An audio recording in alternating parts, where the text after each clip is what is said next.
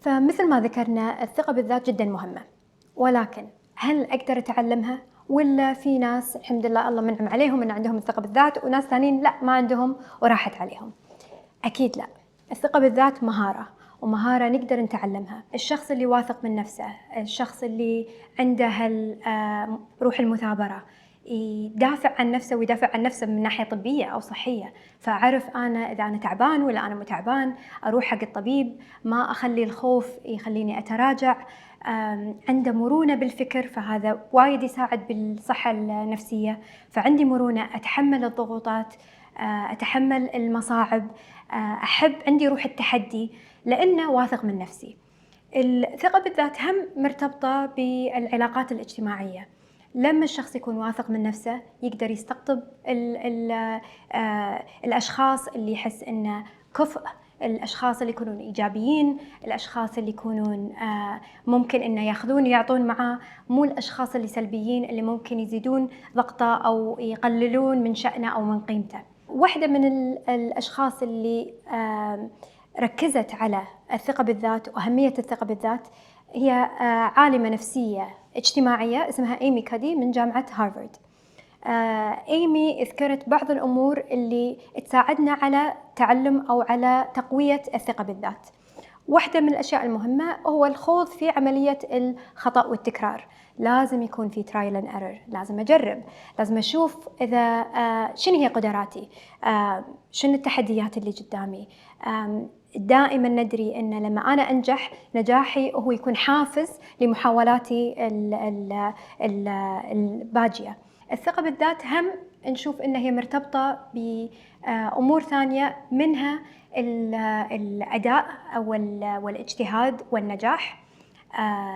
الإنسان اللي واثق من نفسه ممكن أنه يقدم حق وظائف فيها تحدي، بس عارف أنه هو يقدر يدافع عن نفسه، يكون السلف ادفوكيت. أنا أقدر أدافع عن نفسي، أنا أقدر أسعى لأخذ قيمتي أو قيمة العمل اللي أنا أسويه.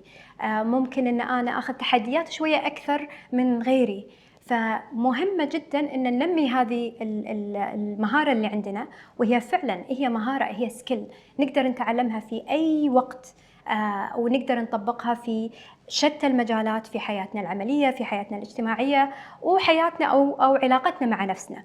فالشخص اللي واثق من نفسه يدري أنه لازم يعطي نفسه، يدري أن عطاء الذات ما فيها نرجسية، وفي اختلاف ما بين الإنسان اللي يحب نفسه ويدز غيره أو يهمش غيره، والشخص اللي لا، أنا أعطي نفسي لقدرتي على إعطاء الآخرين. فواحد من المواقف اللي دايما أحب أذكرها، لأن عندي مراجعين خاصة أولياء الأمور وخاصة الأمهات يكونون جايين العيادة، وأول شيء يقولونه أن أنا حاسة بتأنيب ضمير، أنا حاسة بقمتة، أنا حاسة أن أنا ما قاعدة أدي دوري كولية أمر، أن أنا مقصرة. وأغلب الوقت ردة فعلي أن أحاول أن أراوي الأم أن وصولك لي واعترافك بأن أنت ممكن أن أنت مقصرة معناته أنت أم جيدة وجيدة جدا. ليش؟ لأن أنت قاعدة تفكرين، قاعدة تقيمين، أنت عارفة أنك عندك قدرات، بس أنت مو عارفة تطبقينها أو شلون تقدرين تكيفين مع الصعوبات اللي عندك. الصراحة هذه هم جدا مهمة، وهذه من علامات الثقة بالذات. أغلبية الأمهات مو شرط أنه يكون أنت عندك قصر ولا ضعف، بس يكون في ضغوطات مجتمعية تبين لك أنه كأنه أنت أقل.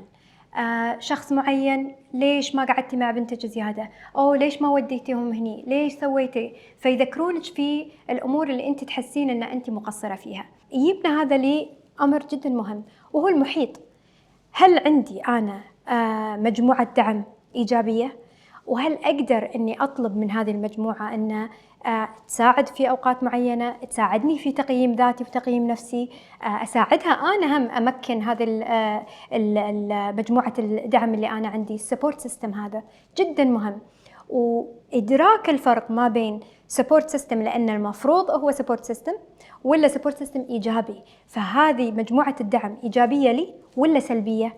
فإذا كانت سلبية، حتى لو مثلا في أوقات يكون شخص عزيز علي ولكن سلبي، لأنه عنده تردد، لأنه يمكن عنده توتر، مو قصد يبي يجرح أو يقلل من شأني، ولكن ممكن يكون لأنه هو مو قادر. فيعمم. ضروري أن أحط أنا نوع من أنواع الحواجز. إذا حطيت هذا الحاجز مو معناته بعدت نفسي عن هذا الشخص، ولكن بديت أعرف أن قيمة ذاتي، راحتي، هدوئي أهم من أن أنا بس أتقبل هذه السلبية.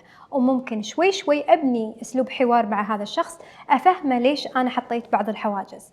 طبعاً في أشخاص تتقبل، في أشخاص ما تتقبل، هذا جزء من تنمية الذات. في بعض الأوقات فعلاً راح نخسر شخصيات أو راح نفقد علاقات، ولكن ممكن أن تكون العلاقات الإيجابية أقوى، تكون متمكنة أكثر، تكون ملتزمة أكثر، فنشوف أن فيها نوع من أنواع النمو، وهذا اللي احنا نسعى له.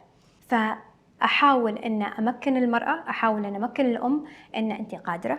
نحاول نشوف جدولها، قدراتها، مهاراتها، ميولها، وشلون نقدر نطبقها مع الطفل واحتياجات الطفل، لأن احتياجات الطفل على حسب الطفل، على حسب عمره، على حسب مراحل النمو. فلما تحس الأم أن أول شيء احتويتها، ثاني شيء شجعتها ووضحت لها، لأن أغلبية الأمهات لما تعطينهم المجال أن قولي لي أوكي شو تحبين تسوين، فتشوفين الابتسامة، تشوفين فجأة الثقة مرة ثانية أن أنا أقدر أسوي كذي، ولا نحب كذي، الويكند اللي فات أنا سويت كذي، يوم الجمعة قعدت مع بنتي وسوينا هالنشاط. ترد ثقتها في ذاتها اللي ما كانت معدومة، موجودة، ولكن ممكن أن هي قمتتها شوي لأن حست بالضغوطات الخارجية، وممكن أن ضغوطات هي ما عرفت التعامل معها. من نوضحها، من نشيل التوقع الخارجي اللي مبني مو على واقع، مبني على توقعات ناس ثانية، مو توقعاتي أنا أو توقعات الأم أو علاقتها هي في طفلها. نشوف أن الأم قادرة، أن أدائها أفضل، والعلاقة دائما تكون إيجابية بعد فترة.